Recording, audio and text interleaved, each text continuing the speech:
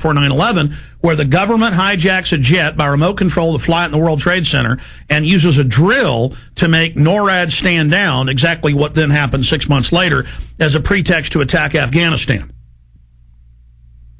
And he said, yes, it's true, and the CIA would approach us and Chris Carter and say, we want you to do stories on this.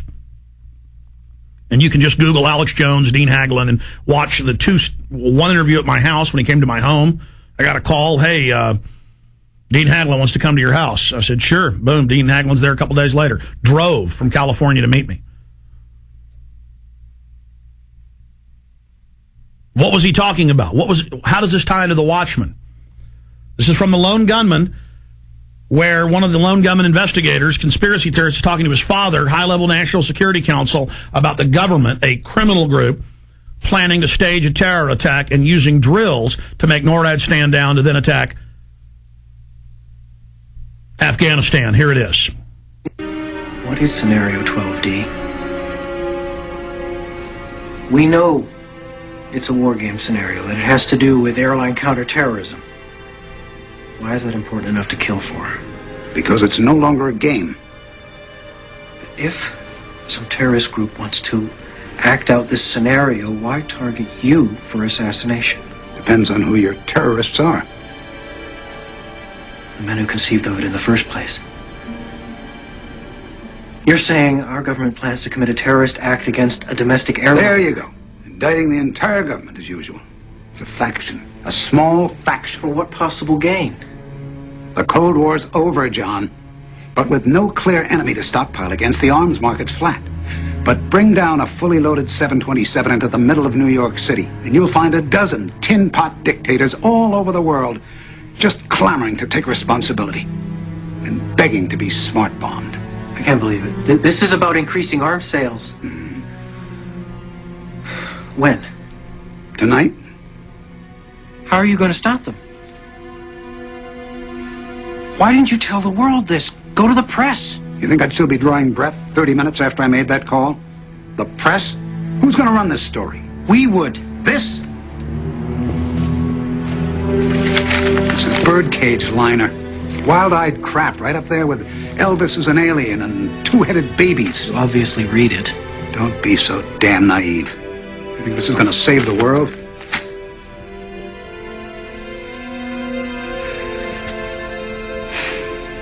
I'm doing what I can, John. I don't have all the specifics on Scenario 12D, but I think I know the flight they've chosen. I still think we should call in a bomb threat. Let the FBI deal with this. Said yourself we don't know the full extent of this conspiracy. We can't trust any government official. Our only hope is to get on that plane.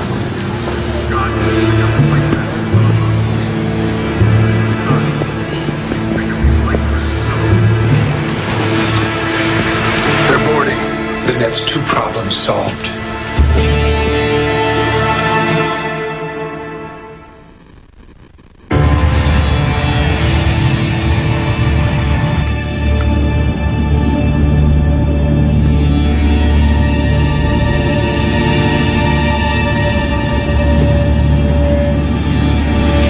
He's now on board the aircraft trying to look for the remote control system so the Pentagon can fly into the World Trade Center. They don't even know it's the World Trade Center's the target yet. But you can simply Google Lone Gunman TV show foreshadows 9/11. The luggage hole's clear if this thing can be trusted. What'd you do, make it with your erector set? You're absolutely sure that this is the targeted flight? This flight was chosen primarily for its visibility. It's scheduled to pass over Manhattan on its way to Boston. You said they intend to bring this down in the middle of New York City? What if there is no bomb? Well, how are they going to bring it down? The same way a dead man can drive a car. In the piece. Langley, I need you to hack into the aircraft's onboard navigation system. We need to know where we're headed. Okay, go into headsets. I'll clone the airphone's carrier. Make them think we're sending a ground air fax. That's one twisted Star 69. I'll just get ready to ride the wave, hippie boy. Just get me on that plane and I'll get you autopilot access. How are you going to do that? Airline telemetry systems use processors similar to those found in CB radios. I'm in. We got ourselves a convoy. What's your progress? I've hacked into the flight control system output. With a little bit of help. It's what the brains of the plane is telling the little black box. Course, heading, attitude, hold, yaw, axis, stabilization. What the heck's that? Is that what it looks like?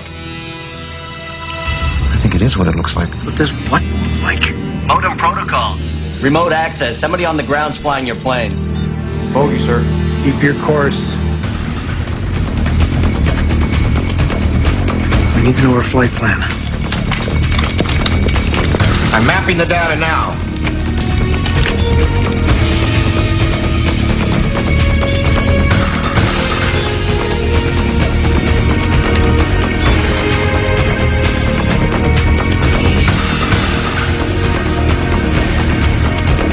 Byers, your flight's gonna make an unscheduled stop in exactly 22 minutes.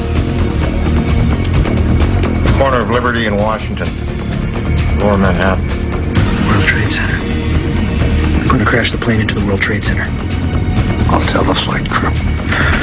Lanley, can you override the flight control system? I'm working on it. All right, that's enough. What is this?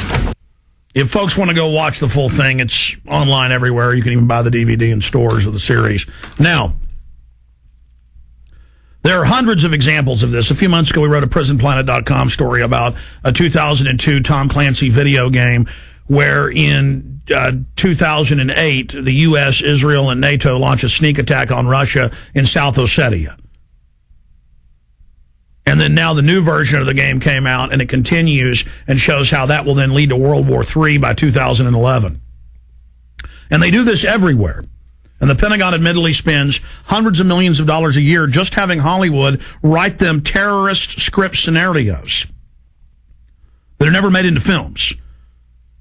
They are then used to map and war game, and if somebody catches one of their agents planning a terror attack, well, it's just a script for a movie. See, this is all a stage, as was once said.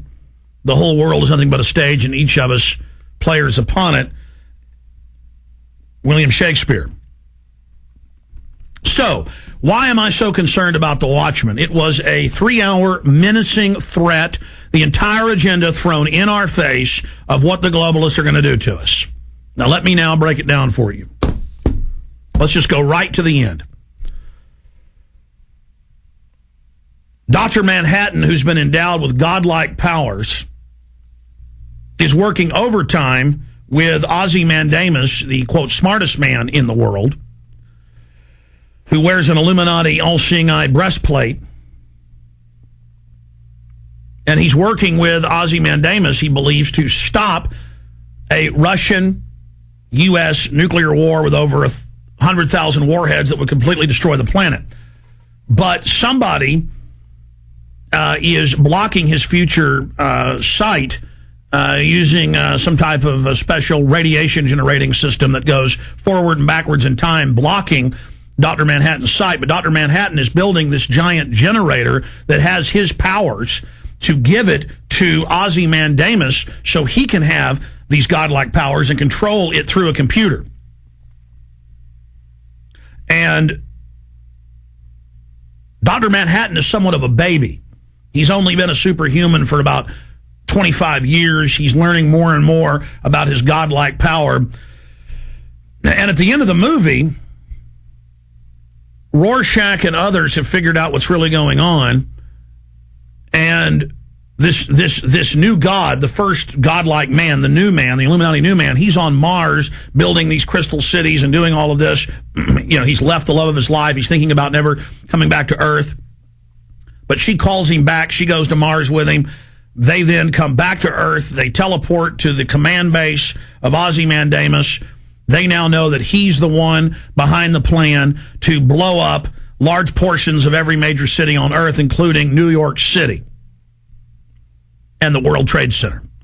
And so using this special, advanced technology, fission fusion weapon, Ozymandias does blow up the World Trade Center. And then it cuts to the wound in the earth that looks identical to the wound in the earth after they had dug it all out of the World Trade Center. It shows all the banners of "We'll Never Forget" and American flags and things. And he says to Dr. Manhattan, Ozymandias, who's basically Lucifer, says to his twin brother, God, or Jesus, don't you see why I did this now? This stopped nuclear war. By me staging these terror attacks worldwide, now the Soviets and the United States are friends and working together. And the bad guy, they bill him as the bad guy, Rorschach, who has been saying no to all of this, he says, that's it, I'm going to warn the world.